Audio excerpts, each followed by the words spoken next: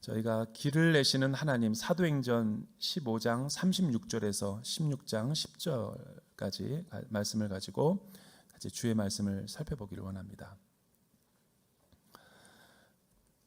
지난주 사도행전 15장에 있는 말씀은 예루살렘 종교회의는 굉장히 우리가 가볍게 넘겨서는 안 될 성경에서 제일 중요한 사건이죠. 그러니까 이 유대교에서 기독교로 이제 나아가는 그런 전환점이 되는 굉장히 중요한 사건이고, 또 하나는 초기 교회가 예루살렘의 교회가 유대인들이었기 때문에 유대인들은 당연히 구약의 모세의 율법을 지키고 있었고 또 할례의 전통을 문화를 지키고 있었기 때문에 그들은 예수님을 믿었다 할지라도 그런 문화를 그대로 유지하고 믿었죠. 그러니까 그러나 이방인들은 유대교를 모르기 때문에 모세의 율법도 모르고 구약도 모르고 할례도 받을 필요가 없었죠. 그냥 예수 믿고 우리가 믿는 것처럼 십자가의 구원을 우리가 믿기만 하면 은혜로 하나님께서 선물로 주시는 게 그게 굉장한 중요한 차이점이었죠. 이신칭의 복음으로 우리는 구원을 받는 거예요. 근데 유대교가 이렇게 이방인에게로 과도기적인 상황에서 이 문화 충돌과 갈등이 일어나게 된 거죠. 그거를 잘 해결하면 더 배가의 부흥을 이룰 수 있지만 만약에 이 신학적 위기를 갈등을 봉합하지 못하면 교회는 완전히 분열되는 거죠. 예루살렘 교회와 안디옥 교회로 유대인과 이방인은 영원히 화해할 수 없는 그런 중요한 사건 가운데서 다 같이 모여서 기도도 하지만 의논하고 신학적인 토론을 벌여서 합리적인 아주 만족할 만한 일치를 보았다라는 게 교회사적으로 선교사적으로 굉장히 중요한 사건입니다. 이거를 디딤돌로 해서 이제 이방인의 선교가 엄청난 성령의 역사와 함께 들불처럼 퍼져나가는 것이죠. 이런 일은 어떻게 일어났냐면 사실은 안디옥 교회 이방인들을 중심으로 한 그 안디옥 교회에서 세계 최초로 아울리치를 떠났는데 아울리치를 다 끝난 다음에 돌아와서 안디옥 교회에서 보고를 하고 있었죠. 오늘 예배 드리는 것처럼 많은 성도들이 하나님이 무슨 일을 행하셨는가 큰 은혜를 받았어요. 그리고 도전도 받고 선교에 같이 동참하기 원하시는 사람도 일어났죠. 그런데 갑자기 예루살렘에서 야고보가 보내지도 않았는데 보냈다라고 하면서 자칭 순회 설교자라고 이야기하면서 안디옥 교회에서 설교를 하던 중 이방인들도 우리와 같이 모세의 율법을 지켜야 되고 할례를 받아야 된다. 이렇게 다른 복음, 거짓된 복음을 전하기 시작한 거죠. 거기서 바울과 바나바가 격렬한 토론을 했었고 그래도 해결되지 않기 때문에 예루살렘에 올라가서 베드로와 예수님의 동생 야고보와 함께 종교 회의를 하고 있는데 거기서도 바리새인이었다가 예수님을 믿는 사람이 일어나서 똑같은 얘기를 하는 거예요. 그러니까 얼마나 이게 심각했던 거예요. 다른 복음, 유사 복음. 십자가를 모르는 거죠. 그냥 들은 풍월이 있어서 머리로는 예수를 믿었지만 우리의 가슴과 삶에는 실제가 안 되는 거죠.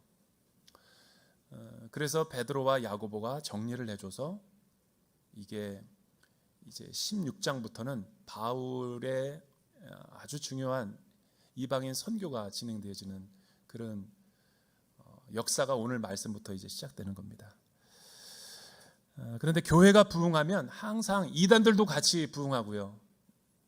교회가 부흥하면 항상 마귀도 영적인 공격을 늦추지 않고 작은 빌미를 잡고 흠을 내서 교회를 시험에 들게 하는 일이 이 교회마다 시대마다 부흥 때마다 일어나는 걸 보면 참 하나님도 살아계시지만 마귀도 분명히 실제한다라는 걸 우리가 볼 수 있는 거예요. 오늘 말씀의 배경이 되는 바울이 2차 선교 여행을 어떤 일정으로 떠나는지 먼저 지도부터 한번 좀 보고 우리가 자세히 한번 알아보죠. 1차 선교 여행의 루트와 달라요. 뭐가 다르냐면 1차 선교 여행에서는 안디옥 교회에서 구브로로 가서 이 해안을 이용해 가지고 배를 타고 육로로 갔다면, 이번에는 안디옥에서 그냥 육로로 거꾸로 가는 거죠. 1차 선교 여행 했던 곳을 지나가면서 이들이 잘 양육되고 있는가, 또 십자가의 복음을 믿고 있는가, 계속해서 조금 더 그 전에 못 갔던 지역까지 유럽까지 확장을 해서 갔다가 다시 이제 안디옥으로, 예루살렘으로 돌아오는 거죠. 이런 2차 여행의 여러분 배경을 알아야지 무수한 지명과 인명이 나오는데 무슨 말인지 하나도 모르겠다, 이 지도를 가지고 우리가 봐야 되는 거예요. 어떤 내용이 있는지 우리 한번 36절에서 41절 같이 한번 읽어볼까요? 36절에서 41절 시작. 며칠이 지나자 바울이 바나바에게 말했습니다. 우리가 우리 주의 말씀을 전했던 도시마다 모두 다시 방문해 그들이 어떻게 지내고 있는지 알아봅시다. 바나바는 마가라고 하는 요한을 함께 데리고 갈 생각이었지만 바울은 그를 데려가는 것이 현명한 처사가 아니라고 생각했습니다. 마가 요한은 전에 밤빌리아에서 그들을 떠나 그 사역에 끝까지 함께하지 않았기 때문입니다. 이 일로 심한 말다툼 끝에 바울과 바나바는 서로 갈라서게 됐습니다. 바나바는 마가를 데리고 배를 타고 키프로스로 갔습니다. 바울은 신라를 선택해 주의 은혜를 간구하는 형제들의 환송을 받으면서 안디옥을 떠났습니다. 바울은 시리아와 길리기아를 거쳐 가면서 교회들을 강건케 했습니다. 시리아와 길리기아, 여기 우리가 이제 육로를 통해서 이제 가는 일정이죠. 이제 잘 모든 게 마무리돼서 한 5년쯤 지났을 때 기도하다가 바울이 문득 이런 생각이 드는 거예요. 이제 신학적인 위기도 해결되고 교회 간의 분열의 위기도 극복했으니까 다시 우리가 한번 2차 선교 여행을 떠나보는 것이 어떻겠느냐. 성령님이 나에게 그런 마음 주셨다. 바나바에게 하니까 바나바도 어떻게 그렇게 내 마음이랑 똑같냐. 나도 그런 생각을 했다. 그래서 2차 선교 여행을 준비하려고 했는데 마가 요한을 데리고 가고자 했죠. 여러분, 마가 요한이 누굽니까? 1차 선교 여행 때 밤빌리아라고 하는 지역에서 큰 시험에 들어서 여권 갖고 다시 집으로 돌아갔던 사람이죠. 그러니까 선교 여행에 실패했던 사람이에요. 그 선교 팀원들 가운데 문제를 일으켜서 많은 어려움을 주었던 장본인이 마가 요한이죠. 그리고 왜 그가 돌아갔을까 많은 추론을 해볼 수 있지만 바울이 성격이 강했을 수도 있고, 또 하나는 그 자신이 워낙 그 귀하게 자란 아들이죠. 여러분, 마가의 다락방이 바로 이 마가죠. 마가의 어머니가 굉장한 이 귀족이었고 부유했던 상류층이었어요. 그러니까 바나바가 삼촌이었고 이 조카고 가족이니까 그 가족이 다 부자였던 것 같아요. 왜냐하면 여러분, 오순절날 성령이 부어질 때 마가의 다락방에서 120명이 기도했다 하는 것은 남자만 120명이에요. 그러니까 자녀와 부녀자들까지 하면 300명은 좋게 넘었죠. 그런데 여러분, 지금도 300명이 집에 마당에 300명이 마루에 앉아서 예배드릴 수 있는 집이 흔치 않은데, 고대 세계에서 300명이 모여가지고 예배를 드리고 기도회를 했다? 이거는 청와대 수준의 집을 가진 상류층이 아니면 불가능하죠. 상당한 부유층이었던 거예요. 그 부유층에서 자란 자녀가 어떤 분이겠어요? 굉장히 자기 신발끈도 못 묻는, 그러나마 이제 다 누군가가 해주는 그러나마 사람이었을 거예요. 그러니까 이 1차 선교 여행이 굉장히 험지였거든요. 구브로에 딱 갔을 때 축귀하는 것도 봤죠. 박수 엘루마가 총독 서기오를 갖다가 예수 못 믿게 하니까 바울이 똑바로 쳐다보니 이 귀신을 내쫓죠. 그러니까 꼬꾸라지면서 이 거품을 품으니까 귀하게 자란 도련님이 충격을 받은 거예요. 게다가 또 밤빌리아에 갔는데 밤빌리아에서 루스드라 이고니온까지는 180km입니다. 오늘날 터키죠. 우리 김성훈 목사님이 가장 잘 알아요. 거기를 갔다 왔으니까. 근데 여러분, 180km가 그냥 게 아니라 태백산맥처럼 산이 굉장히 많은 거죠. 그러니까 길은 하나밖에 없어요. 오늘날 가도 힘든 지역인데 타우루스 산맥을 이 도련님을 데리고 간다? 충격을 받아서 안 가는 거예요. 여건 달라는 거죠. 그래서 원팀이 깨지고 분열되고 이런 위기가 있었던 거죠.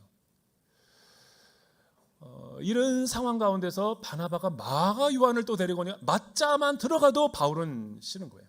마요네즈도 싫어하고 마가린도 싫어하는 거예요. 굉장히 이 시어머니에게 엄청난 그 트라우마가 있는 며느리는 시금치도 안 먹어요. 그러니까 이런 트라우마에 있는데 바나바가 자기 조카라고 두둔을 하니까 화가 난 거죠. 그냥 싸운 게 아니라 성경에 기록될 정도로 심하게 싸우고 갈라서 버린 거예요.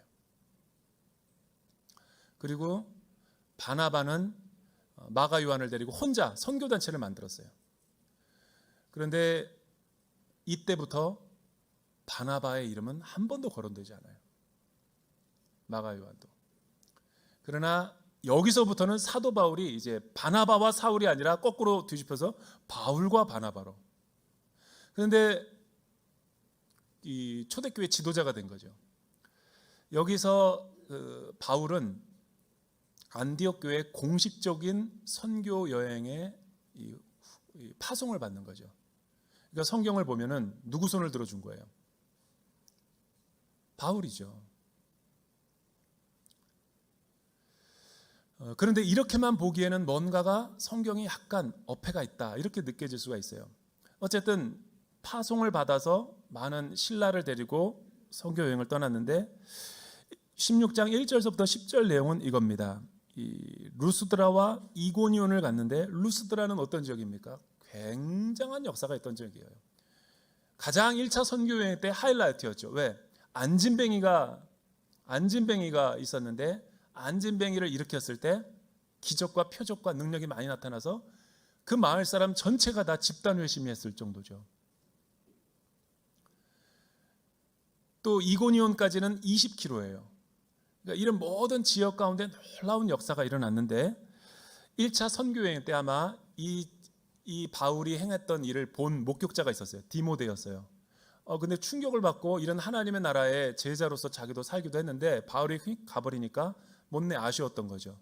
근데 2차 선교여행 때 루스트라를 가니까 디모데가 자신들을 환대해 주는 거예요. 근데 디모데는 어떤 사람이었냐라고 성경이 이야기하냐면 아주 경건한 유대인 가정이었죠. 그의 외할머니는 로이스, 그의 어머니는 유니게, 그리고 그의 아버지는 이름이 없지만 이방인이었어요. 헬라인. 디아스포라 유대인의 엄마의 목의 중심을 따라서 그는 혈통상 유대인이 된 거죠. 그가 헌신하기로 의탁을 한 거예요. 바울의 선교에 합류를 합니다. 평생의 동역자죠. 디모데는 한 번도 어려움을 끼친 적이 없었던 아주 신실한 일꾼이에요. 그런데 이 루스드라와 이고니온에는 유대인들이 굉장히 많이 살았죠. 믿지 않는 사람도 있었고, 그래서 바울은 선교 전략을 다시 재편합니다. 원래 이방인의 사도였고 어디든 가든 십자가의 복음만 전하고 할례를 받지 않아도 된다라고 했는데 여기서 전략을 잠깐 바꿔요. 그 이유가 뭐냐면 한 영혼을 더 주께로 데리고 오기 위해서 문화적인 전략을 쓰는 거죠. 아버지가 이방인이었기 때문에 많은 유대인들을 얻기 위해서는 모세의 율법을 전통을 지켜야 되는 거예요. 그래서 할례를 일부러 받죠. 그리고 그들에게 복음을 전하자 많은 유대인들이 또 예수를 믿는 그런 일들이 벌어진 거예요. 이렇게 해서 루스드라와 이고니온은 많은 교회에 부흥이 있었고, 그리고 바울은 이 기세를 몰아서 점점 더 이 아시아 쪽에, 그러니까 인도와 중앙아시아와 인도 쪽 대한민국을 향해서 계속 복음에 동진을 하고 싶었던 거예요. 그래서 무시아로 갔다가 또 비두니아로 갔다가 부르기아, 갈라디아 지방으로 계속 가는데 3번이 계속 리젝트가 되는 거예요. 어느 지역에서 부르기아 지역에서는 비자 안 된다고 리젝트를 하고, 또 길리기아 지방에 가니까 나와 있기로 했던 사람이 또 통역이 안 나오고, 또 드로아로 갔다가 드로아에서 이렇게 우회해가지고 배를 타가지고 가려고 그랬는데 아시아 쪽으로, 그런데 그때 또 이렇게 날씨가 또 안 좋아서 배편을 놓치고 이런 일들이 계속 벌어지니까 마음이 어려웠던 거예요. 왜냐하면 자신에 대한 선교 비전은 이 아시아 쪽에다 좀 더 복음의 전진 기지를 내서 대한민국을 빨리 가보고 싶은 그런 열정이 있었는지 모르겠지만 그런 비전으로 갔는데 다 안 되는 거예요. 모든 게 자기 계획대로. 근데 세 번째, 하나님이 밤에 환상을 주셔서, 마게도냐 사람이라는 것은 빌립보의 동유럽 사람이죠. 그 유럽의 사람이 와가지고 꿈에 나타나서 마게도냐로 건너와서 우리를 도와주시오. 꿈에 나타난 거예요. 근데 여러분, 이름도 참 그렇죠. 드로아를 넘으면 유럽인 거예요. 드로아를까지가 아시아고.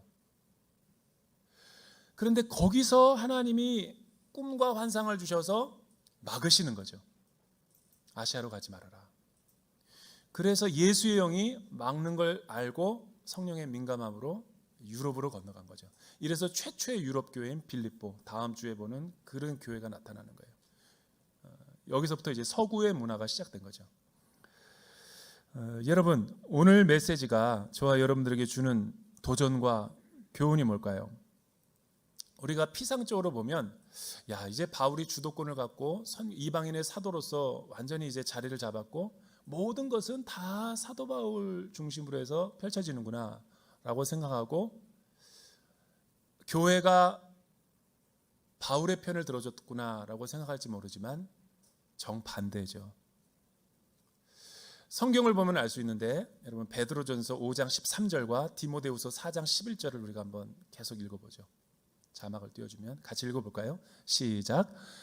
택하심을 함께 받은 바벨론에 있는 교회가 너희에게 문안하고, 내 아들 마가, 잠깐 띄워놔 주시면, 내 아들 마가, 이거 베드로 사도가 지금 쓰고 있는 거거든요. 예루살렘 교회 전체 대표, 내 아들 마가, 이거 한참 뒤에 쓰여진 거거든요.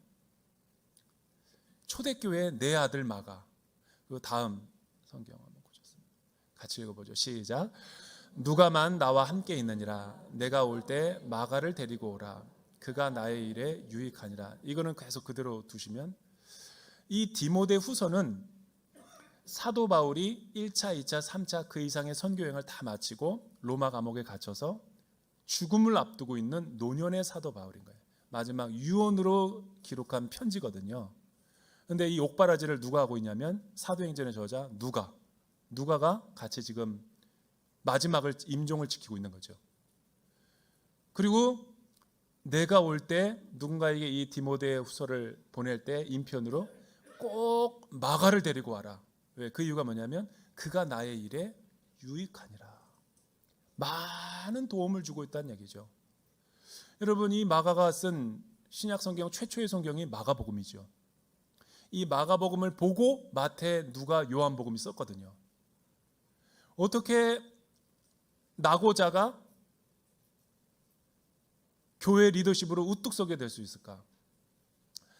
이 바나바와 바울을 비교해 보면 하나님은 기질대로 쓰시는 하나님인 거예요. 바울은 일 중심의 사람인 거예요. 목표 지향적인 사람. 근데 바나바는 일보다 사람이 되게 중요해요. 한 영혼이. 그래서 돌봄과 케어를 굉장히 중요시 여기는 사람이에요.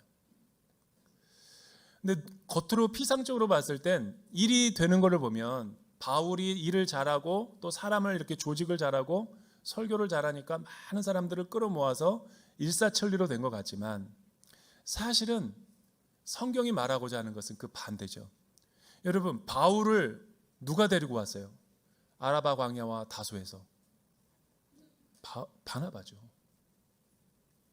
근데 바울은 자기가 어떻게 예수님 믿고 사도로 사는지 모르는 거죠. 혈기가 많고 분노가 많고, 주로 혈기 많은 사람이 일을 잘하죠. 직장에서 상사들을 잘 보세요. 팀장들. 주로 분노가 많고 카리스마가 많고 윽박 지르는 사람이 일은 되게 해요. 일은 굴러가죠. 그런데 주변에 어떤 그 자리가 내가 내려오거나 그 권위가 이제 떠나면은 내 주변에는 아무도 없는 거죠. 근데 바나바는 달랐어요. 일은 잘 안 되더라도 사람을 다치게 하지 말고 관계를 되게 중요시했던 거예요. 한 번 더 기회를 주자. 사랑이 뭐냐? 그렇게 해서 품었더니 나중에 성경에는 안 나오지만 다른 길을 간 거죠. 다른 길로 간 거예요. 그러나 하나님은 바울만 역사한 게 아니라 엄청난 그 다른 지역에서의 역사를 하시고 있었던 거예요. 그러니까 교회 안에는 바울도 필요하지만 바나바도 필요하다는 거예요. 여러분은 바울입니까? 바나바입니까? 다음 주까지 숙제를 내줄 테니까 나는 도대체 누구인가? 여러분의 정체성을 한번 점검해 보세요. 우리 자녀들에게 교회에서 나는 어떤 순장인가? 다 사람마다 은사와 기질이 다 틀려요. 근데 누가 옳고 누가 틀리다 이거를 말하는 게 아니죠. 하나님 나라는 다 필요한 거예요. 그런데 바울은 바나바를 배워야 돼요. 근데 관계만 중요시하고 일은 제대로 못하는 사람들은 바울을 배워야죠. 그래야 교회가 돌아가는 거지. 바나바만 옳고 바울을 옳다 이거를 얘기하려는 게 아니죠. 동전의 양면처럼 하나님은 이런 서로 다른 기질을 가진 사람들을 통해서 역동적으로 역사하셨다라는 것을 얘기하는 거예요.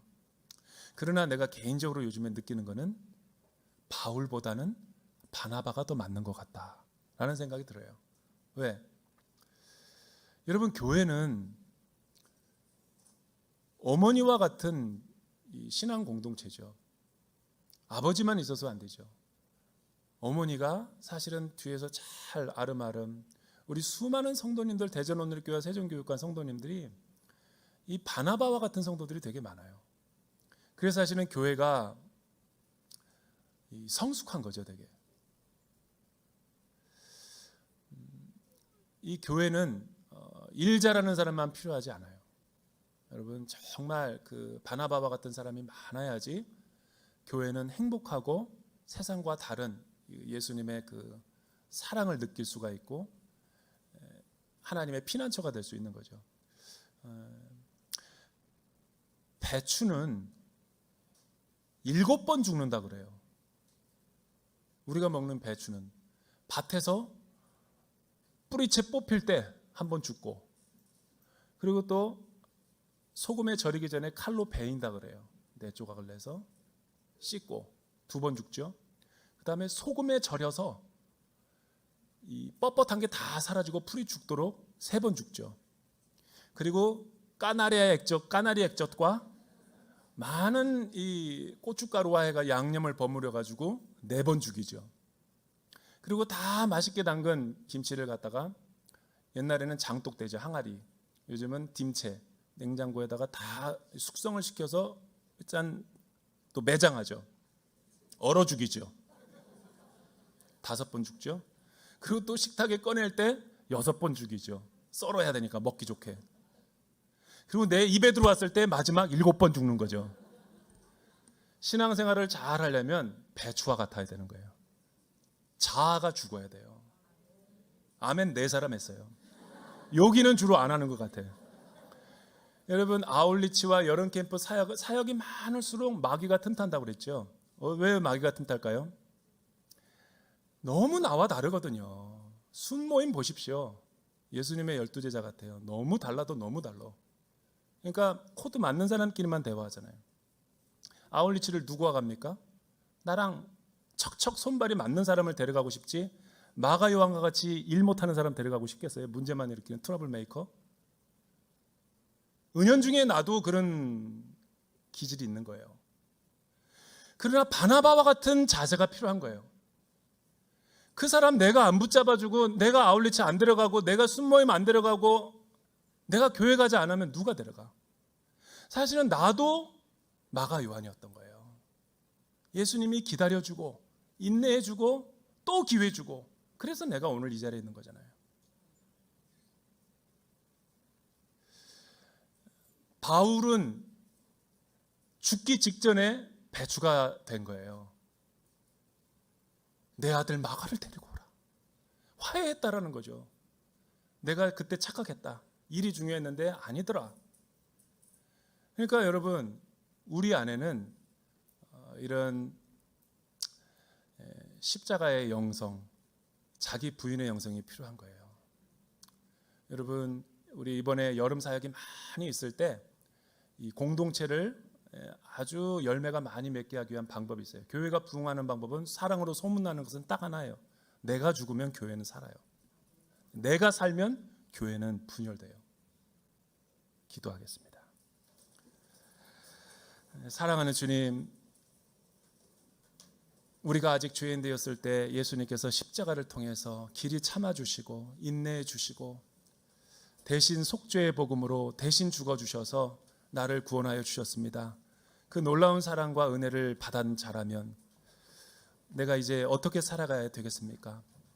예수님이 걸어가신 그 십자가의 길로 작은 예수와 같이 날마다 자기를 부인하고 십자가를 지고 수많은 마가 요한과 같은 자들을 세우는 믿음의 사람들이 되게 하여 주시옵소서. 예수님의 이름으로 기도드립니다.